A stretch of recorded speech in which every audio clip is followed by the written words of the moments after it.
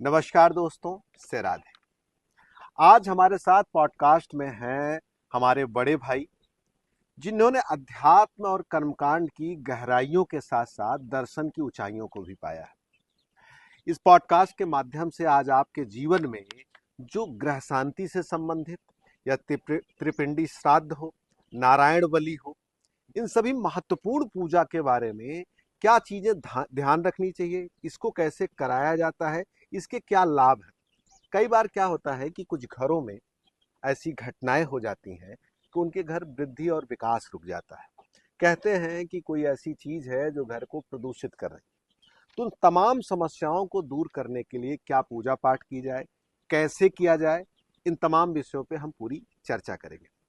चर्चा शुरू करने से पहले मैं कुछ चीजें बड़े साफ तरीके से क्लियर करना चाहता हूँ। हमारे स्टूडियो में हमारे बड़े भाई, जिनके सानिध्य में बचपन से ही हमने धर्म कर्म को जाना, समझा और पढ़ा, जिन्हें भागवत की गहरी समझ है, रामायण की रचनाओं पर अद्भुत भजन करते हैं। कभी आपको मौका लगा तो इनके भजन के पार्ट को भी मैं दिखाऊंगा। आज तो हम टेक्निकली ज्यादा से ज्यादा आप लोगों के जीवन में जो यूज है उस पे जाएंगे, नहीं तो आपके भजन करने का तरीका ऐसे है कि कई बार ऐसे लगता है कि स्वयं भगवान आकर इनके लगाए भोग को भोग करेंगे। अगर आप इनको सुनेंगे तो आपका मन प्रफुल्लित हो जाएगा। बिल्कुल, हम कभी चाहेंगे जरूर आपसे भजन सुनने का, लेकिन आज हम उन टेक्निकल पक्षों पे जरूर वार्ता करेंगे कि क्या पूजा में बड़ी कर्मकांड की आवश्यकता है या बड़ी सामग्रियों की आवश्यकता है, पूजा का सबसे महत्वपूर्ण हिस्सा क्या होता है। इन सभी महत्वपूर्ण चर्चा के साथ हम एक एक विषय पे बात करेंगे। हमारे पास एक लंबी लिस्ट है, तो हम अपने बड़े भाई की तरफ चलते हैं। श्री आचार्य सर्वेश्वर दत्त त्रिपाठी जी, नाम तो हम कम लेते हैं, लेकिन पॉडकास्ट की एक मर्यादा होती है जहाँ पे हमको आपका नाम लेना पड़ेगा। तो आपसे ढेर सारे आज हम प्रश्न करेंगे जो आम जनमानस को सहज रूप से अपने जीवन में उपयोगी है। जैसे बड़ी पूजाएं होती हैं, कई बार उसके लिए लोग उनको भ्रमित करते हैं, तमाम वो चीजें। तो आज इस पॉडकास्ट में मैं चाहूंगा कि लोगों के अंदर जो भी भ्रम है वो दूर हो जाए, उसके बारे में उन तमाम महत्वपूर्ण चीज़ों पे ध्यान देना है। तो सबसे पहले आपका मैं स्वागत करता हूं, आपको प्रणाम करता हूं कि आज आप दर्शकों के बीच में एक एक विषय को साफ रखेंगे। क्या पूजा पाठ करने के लिए हमको बड़ी व्यवस्था या कर्मकांड की ही जरूरत पड़ती है? पूजा पाठ में विशेषतया अच्छे भाव की आवश्यकता है। बिल्कुल। अच्छे भाव की आवश्यकता है, अच्छी श्रद्धा की आवश्यकता है।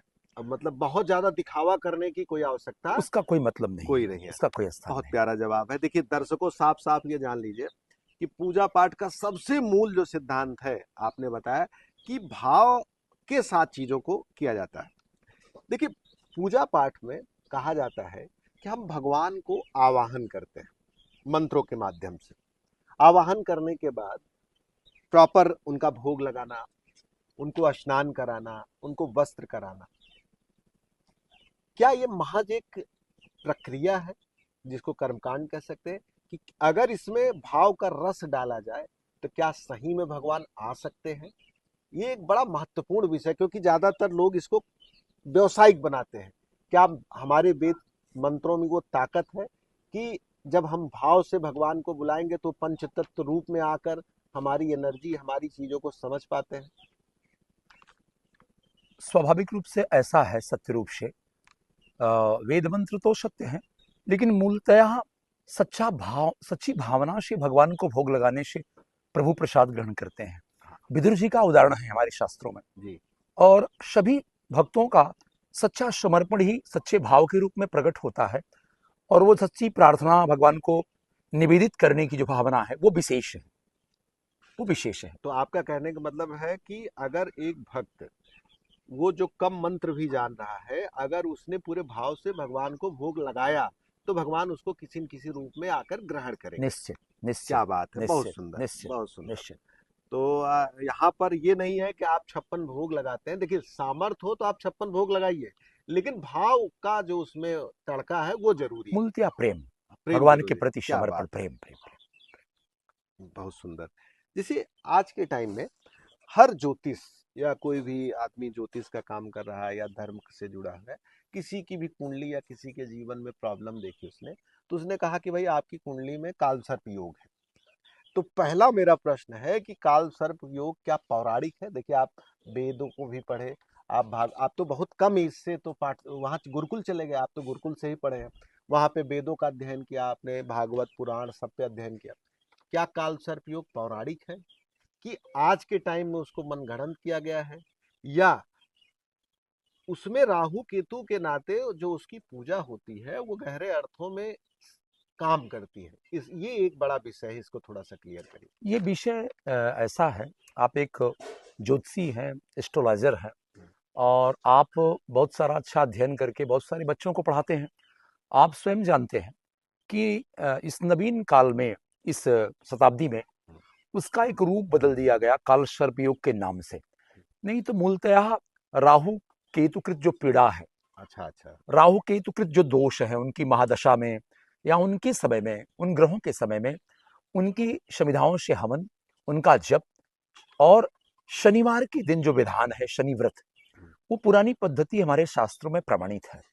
और अच्छा। वैसे आप जानते हैं कि आप तो स्वयं जानते हैं, और बहुत सारी पत्थर की देते हैं पहनने के लिए, मोतियां देते हैं पहनने के लिए, क्योंकि बहुत सारे लोग कर्म नहीं कर पाते, बहुत सारे लोग जप नहीं कर पाते, बहुत सारे लोग उस क्रिया को नहीं कर पाते, तो आप उनकी सरलता के लिए आप अच्छे अच्छे पत्थरों को उनकी शांति कल्याण के लिए करते हैं। लेकिन मूलतः अगर व्रत जप और उसकी सुविधाओं से हवन होके आपके द्वारा प्रमाणित जो पत्थर हैं, प्रमाणित पत्थर हैं, अगर वो पहना जावे और ये शास्त्रीय विधि को हृदय से अपनाया जावे, हाँ, तो उनका लाभ तब होगा, लाभ। तो उसका लाभ आपने होगा। एक संविधा की बात की, तो ये जो ज्योतिष में हो या शास्त्रों में तमाम संविधाओं की बातचीत की गई है कि इस लकड़ी से इस लकड़ी, इसके पीछे पौराणिक के साथ साथ क्या वैज्ञानिक आधार है कि उन लकड़ियों से विशेष तरह की गंध निकलती है, महक निकलती है, जिसका आध्यात्मिक रहस्य के साथ साथ पंचतत्व और दोषों को दूर करते हैं? आपकी बात से मैं सहमत हूँ। हमारे शास्त्रीय विषयों में या जो भी है, उसका एक ही लाभ नहीं है।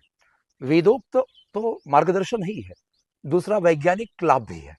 तो हम वैज्ञानिक लाभ तो भौतिक लाभ कहते हैं उसको, लेकिन आध्यात्मिक लाभ जैसा आपने कहा कि इस संविधा की आहुति से, पहनने से या उसको धारण करने से वो शास्त्रीय लाभ प्राप्त होता है, और वो लोगों के लिए बहुत ही सुगम है, सुलभ है, सुलभ। सुगम है, जो हर व्यक्ति उसे ग्रहण कर सकता है। बहुत सुंदर। तो व्यक्ति, क्योंकि पत्थर तो तो अच्छे पत्थर जो होते हैं महंगे महंगे होते हैं। तो यहाँ पे एक चीज क्लियर हुई कि अगर कोई आदमी किसी ग्रह से परेशान है तो कोई जरूरत नहीं उसको महंगे पत्थर या बड़ी वो उनके मतलब उसकी लकड़ियों से भी, संविधा से मतलब लकड़ी से है, उसको भी धारण करके उसके हवन करा के उसको प्रयोग में भी लाकर उस ग्रह बाधा से अपने आप को शांत कर सकता है। जप और व्रत और संयम ये बहुत और बड़ी। विश्वास, और जैसा कि आपने बताया कि वो अंतिम रास्ता है पत्थर पहनने का, हाँ हाँ।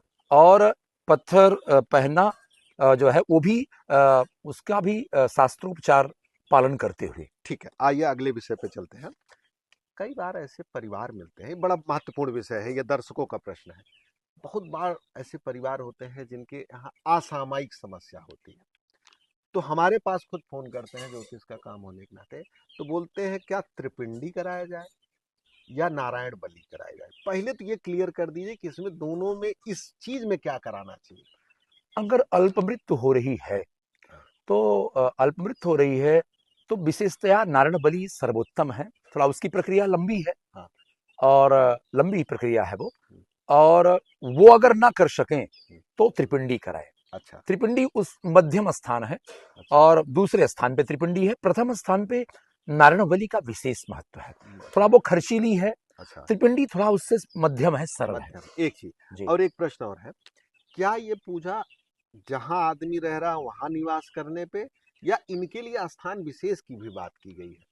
विशेष स्थानों का तो विशेष महत्व है, देवालय, तीर्थ, नदियों के सरोवर, हाँ। और नहीं तो फिर अपने घर में, घर के बाहर पीपल का वृक्ष, तुलसी के वृक्ष के पास, या शालिग्राम शिला को स्थापित करके पूजन करके हाँ। वाह घर के अपने द्वार द्वार पर, जहाँ सुगम सुविधाएं हों।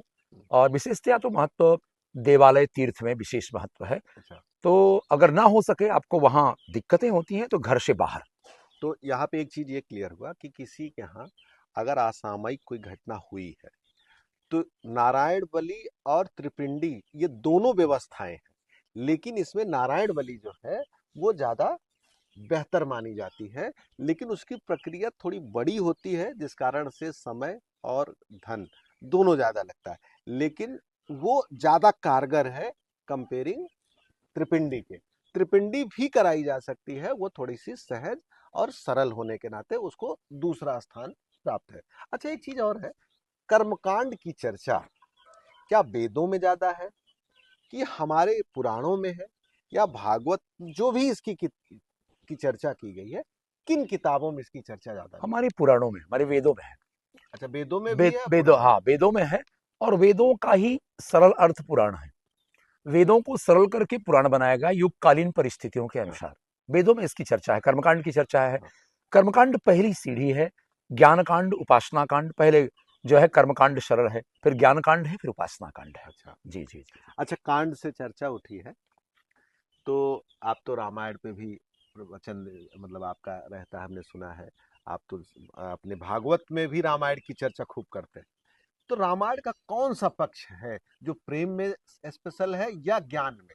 दोनों की चर्चा थोड़ी सी। वो मूलतः वैसे तो सातों सोपान विशिष्ट हैं, लेकिन जो भक्ति प्रेम ज्ञान सबकी पराकाष्ठा है, वो अंतिम सोपान है उत्तरकांड। अच्छा अच्छा। तो अंतिम सोपान जो उत्तरकांड है, वही बताया गया है कि भक्त का विरह भगवान के लिए किस कोटि का हो। उसमें भरत जी की विरह को प्रारंभ से दिखाया गया है कि भरत जी कितनी किस विरह में भगवान का स्मरण करते हैं, और तभी तुरंत ही हनुमान जी आ जाते हैं, और तुरंत ही उनकी जो पीड़ा है भगवत दर्शन की, वो जो है पूर्ण हो जाती है। क्या बात है। कुछ छोटे भी प्रश्न है, बीच बीच में मैं करता रहूंगा। पूजा की सबसे आवश्यक सामग्री क्या है? पूजा की सबसे आवश्यक सामग्री है श्रद्धा। अच्छा, मतलब आप प्रेम पूर्ण होके पहुंच जाए तो आप समझिए पूर्ण है, और आप सब रखे हैं और प्रेम नहीं तो आप अधूरे पूर्णतया हैं। क्या पूर्णतया बात है। पूर्णतया पूर्णतया। हम्म। पूजा करते समय कौन सा आसन श्रेष्ठ माना जाता है? लोग बोलते हैं कि बैठने का भी आसन और किस पे बैठा जाए, ये दोनों की चर्चा की जाती है। विशेषतया ब्राह्मण के लिए कुशासन है, और गृहस्थ के लिए जो है हमारे यहाँ कंबल का अच्छा, सुलभ है जो जो कंबल। कंबल कंबल ये हाँ आजकल जो फैंसी आसन है, हाँ। ये आसन अशुद्ध है। अच्छा। ये आसन नहीं अच्छे हैं। जो लोग आजकल सुंदर आसन वो इस तरह बिछा रहे हैं, हाँ, वो वो नहीं। वो अशुद्ध है, वो उत्तम नहीं है। अच्छा। कंबल का आसन हाँ और कुश का आसन सर्वोपरि है। हाँ। कुश का आसन सर्वोपरि है। उसके बाद कंबल, भेड़वाहा कंबल जो होता है, अच्छा, उसका आसन जो सर्वोपरि है। पहले का ब्लैक वाला जी जिसमें जी वो जी कंबल सबसे जी, श्रेष्ठ है। सर्वोत्तम आसन है। अच्छा, और बैठने के लिए कौन सा आसन यूज किया? जैसे देखिए, बैठन एक होता है जिसपे हम बैठते हैं और जिस तरह से बैठते हैं, जिस तरह से बैठने वाला कौन सा आसन सबसे अच्छा गया? देखिए, सिद्धासन, सुखासन, वज्रासन, मंडू, कौन सा आसन ले? अक्सर अभ्यास ना होने के कारण विशेषतया सभी सुखासन पे बैठते हैं, हाँ लेकिन विशेषतया अगर सिद्धासन पे बैठा जाए, हाँ। या जो है वज- विशेषतया विशेष रूप से पद्मासन पे बैठा जाए, पद्मासन हाँ सबसे उत्तम पद्मासन है हाँ। कि दोनों पैरों को उठाकर अच्छा। इस जंघे पर, हाँ अब इस पैर को इस जंघे पर हाँ और इस पैर को इस जंघे पर, हाँ। इससे इंद्रियों को स्थिर करने में अच्छा विशेषता प्राप्त अच्छा, होती है, बहुत इंद्रियां सुंदर। स्थिर होती हैं। ठीक है। जी। ठीक। अच्छा, मैं एक प्रश्न पूछता हूँ आपसे। जैसे गृहस्थ आदमी अपने पूरे हफ्ते या महीने में कौन सा एक ऐसा व्रत रखे जिसमें ज्यादा उसको दिक्कत भी ना हो और वो आध्यात्मिक और स्वास्थ्य की दृष्टि से बड़ा श्रेष्ठ हो? वैसे तो आ, विशेष रूप से भारतवर्ष में भगवान की एकादशी का व्रत करें। अच्छा, ये एकादशी मतलब का हर व्रत महीने में जो। हर व्यक्ति को करना चाहिए। एकादशी का व्रत ये त्रिदिवसीय व्रत है। हाँ, त्रिदिवसीय व्रत में हमारी शरीर की आधुनिक भौतिक दृष्टिकोण से देखें, वैज्ञानिक दृष्टिकोण से देखें, तो बड़ा तो आराम। हमारी शरीर को बहुत ही आराम मिलता है। और कहते हैं ना आजकल की भाषा में, डिटॉक्स, हाँ, मतलब बॉडी बॉडी डिटॉक्स हो जाती डिटॉक्स है, हो जाती तो है। आप क्लीन और हो जाते ये एकादशी जो त्रिदिवसीय नियम है, दशमी को आपने एक ही समय आहार लिया, शाम को आपने कुछ सुपथ्य ग्रहण किया, बस ओदन चावल नहीं लिया, हैं। हाँ, और एकादशी को आप जलाहार पे रहे या फलाहार पे रहे। बार बार व्रतों में खाना नहीं चाहिए, अच्छा। विशेषतः आलू रिपीटेड। तली हुई नमक की चीजें न ग्रहण बिल्कुल करें, बिल्कुल। तो व्रत का अच्छा, शारीरिक लाभ भी ये मिलेगा। तो आध्यात्मिक दृष्टि से ज्यादा फलदायी है। जी जी। लेकिन मान लीजिए, देखिए, हम तो सामाजिक लोग हैं, तो कई बार महिलाएं कहती हैं कि संतान सुख, विवाह सुख, समृद्धि, तो क्या उनके लिए भी एकादशी ठीक है कि उनके लिए कोई और मार्ग आप बताएंगे? माताओं के लिए तो सर्वोत्तम, माताओं के लिए सर्वोत्तम भगवान शिव का प्रदोष व्रत अच्छा, है, अच्छा, अच्छा। सोमवार व्रत है, कामना त्रयोदशी, कामना हाँ, यो हाँ। वो इष्ट का व्रत हो गया। अच्छा, इष्ट से कुछ मांगा नहीं जाता। अच्छा। उनकी मात जैसे माता पिता के हम कुछ लेना नहीं चाहते, वो तब सेवा का भाव नहीं हुआ। हाँ, सेवा का भाव हुआ जिसमें हमें देना है, हाँ, और लेने का भाव ना, वो सेवा का भाव है। और कामना परक अगर जो हाँ। व्रत हमें करना है, उसमें प्रदोष या सोमवार व्रत, ये ये कामना के रूप में दिव्यतम व्रत है। अच्छा, एक प्रश्न और है। आपने तो भागवत की कथा बहुत बार कही, रामायण भी कही। कोई ऐसा पुराण है जिसकी चर्चा आप खुद चाहते हैं करना, जिसपे आप चाहते हैं कि दुनिया पढ़े, जाने या बात करे? विशेषतः वैसे तो जीवन जीने के लिए और वास्तविक जीवन जीने के लिए, मानव मानवता और मानवीय गुण के लिए, और मनुष्य धर्म और भक्ति के लिए भी रामायण की गहराई को अगर कोई प्राप्त कर ले, रामायण की गहराई ये नहीं बस केवल आप चौपाई पढ़ लें अच्छा। तो कुछ आपको प्राप्त नहीं होगा। आप जब तक उसके अर्थ और अर्थ को भाव के रूप में अपने स्वाभाविक जीवन में स्वाभाविक रूप से अपने अंतस्थ हृदय में नहीं लाएंगे, तो फिर कल्याण नहीं होगा। और ये स्थिति अगर आपने प्राप्त कर ली, तो आप सा सुखी और आनंदित इस जीवन में कोई नहीं हो सकता। बहुत सुंदर। और आप जब आपके बारे में बताते हैं, जब आप भागवत कहते हैं, तो भागवत की रोचक कहानियों के साथ जो भजन का पक्ष होता है वो इतना मधुर और श्रेष्ठ होता है। तो आपसे जरूर ये पूछेंगे कि कोई एक ऐसा भजन है जिसको आप जब गाते हैं तो आपके हृदय में आता है कि जैसे सही में भगवान आ गए, रोम रोम पुलकित हो जाए। कोई एक ऐसा भजन है आपका? बहुत सारे मेरे भजन हैं और मेरे द्वारा बनाए हैं। हाँ, मैं रचना करके ही, ज्यादा करके भजन मंच पर ही रचना करके बोलता हूँ। हाँ। और भजन मेरे बहुत सारे हैं। भगवान के भाव में तो स्वाभाविक रूप से है, नेत्र छलक जाते हैं, हृदय गदगद हो जाता है, रोमांच होता है। लेकिन कोई एक ऐसा हो जो आपके हृदय को बहुत ज्यादा छूता हो? मेरे हृदय को छूता है भगवान का सबसे प्यारा भजन, मैं आपको बता दूं। थोड़ा सा गुनगुना दे। विशेषतः मैं आपको सुनाऊं जो मेरा प्रिय भजन हाँ, है। हाँ। इस तन में रमा करना, आहा। इस मन में बसा करना, इस तन में रमा करना, इस मन में बसा करना, वैकुंठ तो यही है, हाँ, इसमें ही रहा करना। क्या बात। ये देखिए। जो प्रेम है, या कन्हैया कन्हैया पुकारा करेंगे, लताओं की ब्रज में गुजारा करेंगे। हाँ। और उसके बाद एक प्यारी भजन मेरी और है जो मुझे बहुत पसंद है। हम्म। हे दया मैं दीन बंधु, दीन को अपनाइए। हे दया मैं दीन बंधु, दीन को अपनाइए। भजन तो बहुत सारी है, लेकिन ये दर्शकों, आपको एक चीज बता दें। मेरे दिल को हो सक बेचैन कर देती है। हाँ, हो सकता है इस माइक से या इस रिकॉर्डिंग से आवाज आपको उतनी प्यारी ना लग रही हो, लेकिन आपको सच बताएं, मैं बगल बैठा हूं और आपकी गुनगुनाहट से अंदर हृदय प्रसन्न हो गया, मेरे रोम पुलकित हुए और लगा कि जैसे सही में। तो आप कभी भी आपका साक्षात दर्शन मंच पे करेंगे जब व्यासपीठ पे रहें, और आप भजन सुनेंगे तो आपको लगेगा कि जैसे सही में भगवान आपके साथ उतरेंगे और आएंगे। तो बड़ा प्यारा लगता है। आप जरूर एक बार कभी भी मौका लगे, आप अगर, मतलब मुझे लगता है यूपी या यूपी से बाहर आपके चलते रहते हैं प्रवचन, और लाइव भी रहता है। धीरे धीरे हमारे पास प्रश्न खत्म हो चुके हैं। हमने जो भी महत्वपूर्ण प्रश्न थे लोगों की तरफ से थे, हमने आपसे पूछे। चलते चलते कुछ खास आप अगर कहना चाहते हैं आध्यात्मिक दृष्टि से, जो आज के समय में बहुत जरूरी है, क्योंकि मैं देख रहा हूँ धीरे धीरे अध्यात्म को लोग कमर्शियल ज्यादा करते जा रहे हैं। ये बड़ा चोट